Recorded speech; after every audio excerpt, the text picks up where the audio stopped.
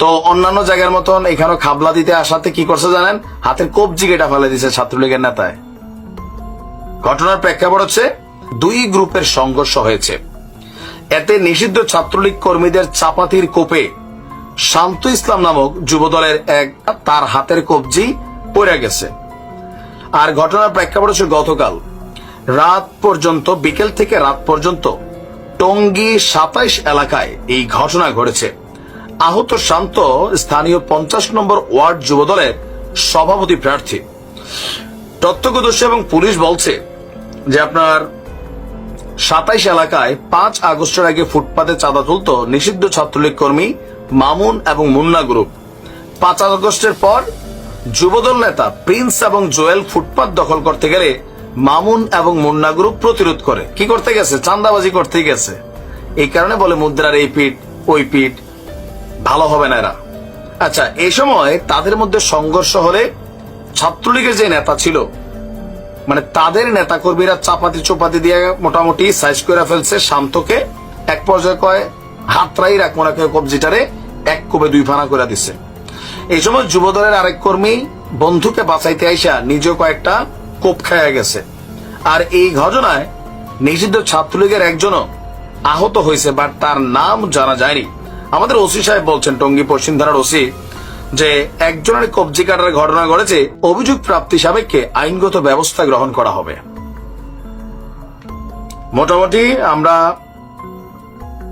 আর ৬ মাস লাগবে বিএনপি সম্পর্কে, মানে বিএনপি বলা উচিত না, এই যুবদল ছাত্রদল তাদের কিছু কথিত কর্মী বা সমর্থক, বাট তারা কিন্তু এই দলগুলারই সমর্থক, কেউ কেউ নেতা। এই যে এখন আমরা ছাত্রলীগ কর্মী বললাম না, সেও কিন্তু চান্দাবাজ কর্মী। এদের বিরাট একটা অংশ কিন্তু আওয়ামী লীগে ছিল। এখন বিএনপির মধ্যে একটা বিরাট অংশ, এরা মাঠ পর্যায়ে থাকে, এরা চান্দাবাজিতে লিপ্ত হয়ে গেছে। তো এইভাবে ৬ মাস চললে আওয়ামী লীগ যে খারাপ ছিল মানুষ এটা ভুলে যাবে। কেন? মানুষ কি পরিবর্তন কিছু দেখছে যে না, আগে এলাকাটাতে চান্দাবাজি হইতো, এখন হয় না। আগে একজন সিএনজি ওলা জিবি দেওয়া লাগতো, এখন লাগে না। আগে আওয়ামী লীগ মানুষের মিথ্যা মামলা দিত, গায়ের জোর দেখায় আর গুন্ডামি দেখাইতো, এখন দেখায় না। এরকম কি হচ্ছে না, ডাইরেক্ট বলা হচ্ছে মাইরা ফেলবে, ফাটাই ফেলবে, কই গেলি রে গুন্ডারা, এসের তোর বাবারা, মানে আমরা তোদের বড় বাবা। এই খেলাতে মানুষ দেখছে জামাতের উপকার হচ্ছে, ছাত্রদের উপকার হচ্ছে। তবে এগুলা দেখে তারেক জিয়া ক্লান্ত, বারবার কয় বাবা রে প্লিজ তোরা থাম, নমুনাটা ভালো না। কিন্তু কে শুনে কার কথা? সবাই কি ধর্মের কাহিনী শুনে? এই কারণে বিএনপি চাচ্ছে নির্বাচনটা দিয়ে সরকারটা নিজেদের কন্ট্রোলে নিলে, কিন্তু সত্যি সত্যি বিএনপি ভালো রাজনীতি করে, মানে তারেক রহমান থেকে শুরু করে যারা আছেন নীতি নির্ধারক কমিটির, এরা সাইজ হয়ে যাবে। আর যদি আবার তারাও আগের মতন ক্ষমতায় বসার পরে রূপ বদলায় যায়, তাহলে তো বাকিটি ইতিহাস হবে। কখনো আবার আর একটা ৫ই আগস্ট আসবে। ডক্টর মোহাম্মদ ইউনূস সরকারের সাথে ইন্টারন্যাশনাল যে কানেক্টিভিটি গুলো আছে, সেগুলোর পর্যাপ্ত ব্যবহার হয়তো তিনি করতে পারছেন না, অথবা ওই রাষ্ট্রগুলো বাংলাদেশে একটি স্থিতিশীল সরকার না থাকার কারণে তারা এখানে বিমুখ হচ্ছেন। আপনি তো দেখেন লাস্ট ৬ মাসে বাংলাদেশে বিনিয়োগের পরিমাণ অনেক কমে গেছে। এখন আমাদের এই যে আওয়ামী লীগ সরকারের সময় দীর্ঘদিন যাবৎ লুটপাট চলছে, দুর্নীতি চলছে, এগুলো অস্বীকার করার সুযোগ নেই ভাই, এগুলা আপনার বলতে হবে। তো অর্থনীতির তলানিতে আছে, ওয়ান কাইন্ড অফ রিজার্ভ খুব বেশি ভালো ব্যালেন্সে নাই। প্রবাসীরা মাঝখান দিয়ে সরকার আসার পরে দেদারসে টাকা টোকা পাঠিয়েছে, কিন্তু প্রবাসীদের জন্য এই সরকার আসলে ওই রকম কোনো ভূমিকা রাখে নাই। বিমানের দামটাও বেড়ে গেছে টিকেটের, সো পোলাপাইন এখন টাকাও পাঠায় না, বৈদেশিক যে মুদ্রা যাওয়া এটা কমে গেছে। আর বর্তমানে বাংলাদেশের পরিস্থিতির কারণে ব্যবসা বাণিজ্যে একটা ধাক্কা আছে। এই সকল কিছুর মধ্যে সরকারের যে মূল মেরুদণ্ড বৈদেশিক সাহায্য বা ঋণ, তো এই দুইটা জায়গায় ডক্টর মোহাম্মদ ইউনূস সরকার ক্ষমতায় আসার পর একটা ক্লিয়ারেন্স পাইছিলেন, কিন্তু এখন আটকে যাচ্ছেন। একদিকে আমেরিকার যে পরিবর্তিত বিশ্বনীতি, পররাষ্ট্রনীতি, এটার সাথে ইউরোপের একটা দ্বন্দ্ব। ইউরোপও আস্তে আস্তে, যেমন বাংলাদেশে অনেক, সুইজারল্যান্ড থেকে শুরু করে কয়েকটা রাষ্ট্র অনেক দান অনুদান, এগুলা শত শত কোটি ডলার, কিন্তু কম নাই টাকাগুলা, বিভিন্ন সেক্টরে সরকারের জন্য আসতো, বিভিন্ন প্রোগ্রামে কাজে লাগতো, বাট এগুলো সব বন্ধ হয়ে যাচ্ছে। এখন এই মুহূর্তে আইসা এই সরকার ক্ষমতায় আসার পর দ্বিতীয়বারের মতন পিছিয়ে গেছে আন্তর্জাতিক মুদ্রা তহবিল, মানে IMF, বিশ্ব মোড়লদের এই সংগঠন চলমান 470 কোটি মার্কিন ডলারের ঋণ কর্মসূচির চতুর্থ কিস্তি ছাড়ের প্রস্তাবটা পিছিয়ে গেছে। 3টা কিস্তি সম্ভবত আওয়ামী লীগ সরকার থাকতে পাইছিল, অথবা ইউনূস সরকার আসার পর একটা পাইছিলেন। আর এখন যেটা চতুর্থ ধাপ, যেটা এটা কিন্তু এখন ক্লিয়ার হচ্ছে না। শীঘ্রই আর এই অর্থ সহায়তা পাবে না বাংলাদেশ সরকার। অপেক্ষা করতে হবে আরো অন্তত 3 মাস, অর্থাৎ আগামী জুনে আমরা যে পঞ্চম কিস্তি পাওয়ার কথা ছিল, 3 মাস পর পর সম্ভবত একটা কিস্তি দেয়, তখন একসাথে চতুর্থ এবং পঞ্চম 2টা কিস্তি যেন একসাথে ছাড় দেয়, এই বিষয়ে আলোচনা হবে IMF এর নির্বাহী পরিষদের বৈঠকে। গতকালকে আমাদের জেলা প্রশাসক সম্মেলনের 2য় দিনে অর্থ মন্ত্রণালয় সংক্রান্ত অধিবেশনে আমাদের যিনি অর্থ উপদেষ্টা আছেন সালাউদ্দিন আহমেদ, তিনি একথা বলছেন যে 5ই ফেব্রুয়ারি IMF এর নির্বাহী পরিষদের বৈঠকে বাংলাদেশের জন্য ঋণের চতুর্থ কিস্তি হিসাবে 64 কোটি 50 লাখ ডলার সহায়তার প্রস্তাব ওঠার কথা থাকলেও তা পিছিয়ে গেছে আগামী 12 মার্চ। এখন জানা গেল এই তারিখেও সেই প্রস্তাব উঠছে না। তিনি বলছেন যে জুনে 2 কিস্তি অর্থ ছাড়ের প্রস্তাব একসঙ্গে উঠবে। 4 নাম্বার দিছে না, 5 নাম্বার 2টা একসাথে দিবে মনে হচ্ছে, জীবনেও দিবে না। তো তিনি বলছেন আপনারা ভাবছেন যে ভিক্ষা করে টাকা পয়সা নিয়ে আসি, আসলে অনেক শর্ত মেনে এবং আমাদের নিজস্ব তাগিদে অর্থ আনতে হয়। আর এখন আমাদের সামষ্টিক অর্থনীতি ভালো চলতে হিসাবে আর্থিক প্রবাসী ইতিবাচক।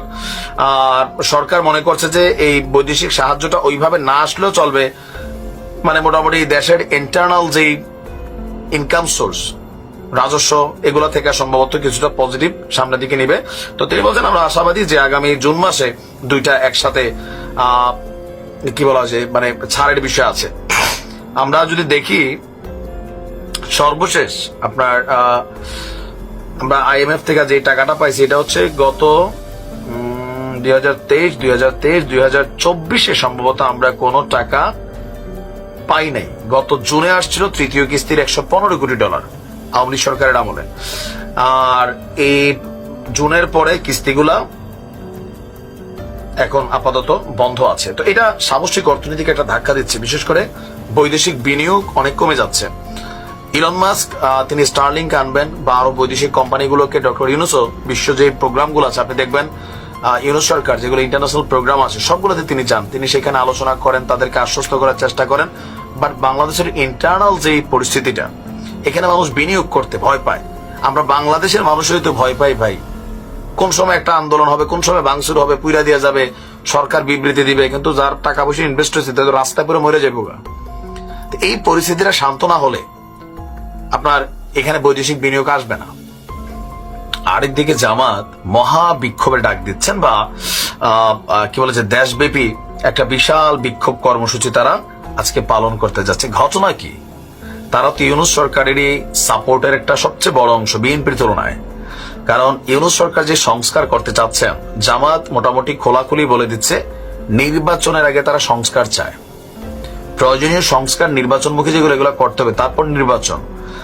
আবার আমরা দেখছি সমন্বয়কদের সাথে তাদের যে মাঝখানে একটু কথাবার্তার বিভিন্ন ইস্যু আসলো, এরপরই আজকে হঠাৎ করে জামাতের যে দেশব্যাপী বিক্ষোভ ডাক দিছে।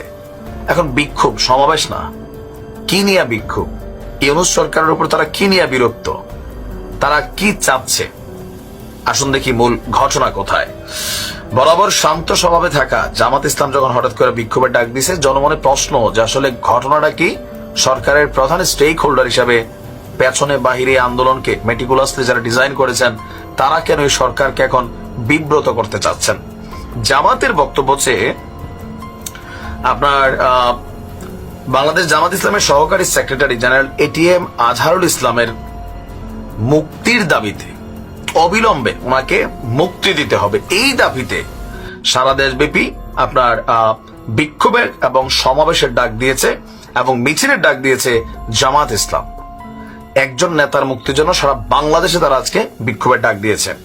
কারণ তারা হয়তো ভাবতেছে যে ভাই বিএনপির ফাঁসির আসামি বের হয়ে গেল, ছিল না যে আমাদের ব্লুটুথ কাকু, লুৎফুজ্জামান বাবর কাকু অথবা স্পাইক বাবর কাকু, তিনি ফাঁসি থেকে রেহাই পেয়ে বের হয়ে গেলেন, বিএনপির বহুত নেতা বের হয়ে গেল, আমাদের জামাতের এত বড় পদবিতে থাকা একজন নেতা, তার কেন মুক্তি হচ্ছে না, এটা তাদের প্রশ্ন। আর এই বিক্ষোভ সমাবেশ এবং মিছিলকে সফল করতে দলটির পক্ষ থেকে নেতাকর্মী সর্বস্তরের মানুষকে আহ্বান জানিয়েছেন গোলাম মিয়া পরোয়ার, যিনি সেক্রেটারি জেনারেল হিসেবে এই মুহূর্তে দায়িত্ব পালন করছেন। তিনি বলছেন যে আপনার এটিএম আজহারুল ইসলামের মুক্তির দাবিতে ঢাকা মহানগরী সহ দেশের সকল মহানগরী, সকল জেলায় শান্তিপূর্ণ বিক্ষোভ সমাবেশ এবং মিছিল অনুষ্ঠিত হবে। আর আজকে বিকাল 4টায় পল্টন মোড়ে ঢাকা মহানগরী উত্তর এবং দক্ষিণের উদ্যোগে আয়োজিত একটা বিক্ষোভ সমাবেশ এবং মিছিল বের হবে, যেটার নেতৃত্ব দিবেন খোদ আমির ডাক্তার শফিকুর রহমান। তিনি বলছেন যে সহকারী secretary general ATM Azharul Islam 13 বছরেরও বেশি সময় ধরে কারাগারে আটক আছেন। তার মানে আওয়ামী লীগ ক্ষমতায় আসার পরে জামাতকে যখন তারা মেটিকুলাসলি মানে প্যাকেট করতে চাইছে, সম্ভবত প্রথম দিকে তিনি আটক হয়ে গেছেন এবং বলা হচ্ছে যে তাকে বারবার রিমান্ডে নিয়ে শারীরিক এবং মানসিক নির্যাতন করা হয়েছে। এটা চোখ বন্ধ করে আমরা বিশ্বাস করতে পারি, কারণ আওয়ামী লীগ সরকার এগুলা করছে, এটা করতে কোনো ভুল নাই। তো বলছে যে তিনি বেশ কয়েকবার গুরুতর অসুস্থ হয়েছেন, তাকে ন্যূনতম চিকিৎসা সেবা দেওয়া হয়নি তখন। তো জামাত বলছে দেশবাসী আশা করছিল যে স্বৈরাচার মুক্ত বাংলাদেশে তাৎক্ষণিকভাবে এই জামাতের নেতা তিনি মুক্তি লাভ করবেন, কিন্তু ইউনূস সরকার ক্ষমতা গ্রহণের পর 6 মাস 9 দিন চলে গেলেও আজহারুল ইসলামকে মুক্তি দেওয়া হয়নি। আর এখন ফেসিবাদ মুক্ত বাংলাদেশে তাকে এখনো আটক রাখায় জাতি বিস্মিত এবং হতবাক। এমন পরিস্থিতিতে তার মুক্তির দাবিতে সারা বাংলাদেশে জামাতের নেতাকর্মীরা মাঠে নামবেন। জামাতের অনেক সমালোচনার মধ্যে একটা পজিটিভ কি জানেন, আমি কিন্তু জামাতে মোটামুটি ভালোই রিসার্চ করি, বা পরিচিত অনেকে আছেন যারা জামাতের রোকন বন্ধু, ইভেন জেলা পর্যায়ে বিভাগীয় পর্যায়েও আছেন, পরিচিত আছেন অনেক মানুষ। একটা পজিটিভ দিক হচ্ছে কি, ধরেন তাদের একটা কর্মীর যদি আপনি হাত দেন বা একটা কর্মী যদি দলের জন্য জেলে যায়, মাইর খায়, যে কোনো সিচুয়েশনে পরে মারা যায়, এই পরিবারটার টোটাল দায়িত্ব জামাত নিজের হাতে তুলে নেয়। তাদের ভরণ পোষণ, পড়াশোনার দায়িত্ব, ইভেন ভবিষ্যতে একটা চাকরির ব্যবস্থা করে দেওয়া। জামাতের মধ্যে আরো মজার জিনিস আছে যেগুলো নিয়ে অনেকে সমালোচনা করে, কিন্তু আমাদের বিএনপি, আওয়ামী লীগ সহ অন্যান্য দলগুলোতে এটা নাই, যে তারা যা ইনকাম করে এটা থেকে একটা নির্দিষ্ট অংশ প্রতি মাসে দলের ফান্ডে দেয়। কেন দেয়?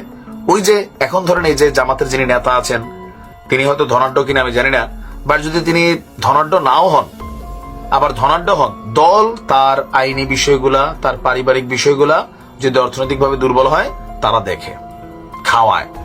আমাদের অন্য দলগুলোর মধ্যে এগুলো নাই। এখন একজন নেতার জন্য সারা দেশে যেভাবে আসছেন, তিনি এমন না যে দলটির একদম প্রধান এই সেই, আমি ওনাকে ওইভাবে চিনিও না, সত্যি কথা যেটা। 13 বছর তিনি জেলে আছেন, একজন ক্যারেক্টার। তো তার জন্যই যে জামাতের টোটাল একটা আয়োজন মেকানিজম, এই কারণে জামাত টিকা আছে মাঠে। সমালোচনা আছে, বাট জামাতের অনেক পজিটিভ জিনিস আছে। দলীয় সাংগঠনিক যে কার্যক্রম, আমি মাঝে মাঝে বলি যে সংগঠন কিভাবে চালাইতে হয়, নেতা কর্মীদের কিভাবে ম্যানেজ করতে হয়, ট্যাকেল করতে হয়, আস্থার জায়গা তৈরি করতে হয়, মানুষের কাছে নেতা কর্মীদের কিভাবে পজিটিভলি ভাইব করতে হয়, সেইটা জামাত থেকে দেখা শিখা নেওয়ার বিষয়। হ্যাঁ, যারা মুরব্বীরা আছেন 71 ইস্যু, এগুলোতে তাদের বিতর্কের শেষ নাই। রাজাকার ছিল, এটা সত্য। গালি বলেন আর অ্যাওয়ার্ড বলেন, ওই সময় জামাতের ভূমিকা নিয়ে প্রশ্ন 100% ছিল। বাট এই যে রাইট নাও এত বিতর্কের পরে জামাত মানুষের কাছে একটা সমর্থন পাচ্ছে, পোলাপাইন কানেক্টেড হচ্ছে, শুধুমাত্র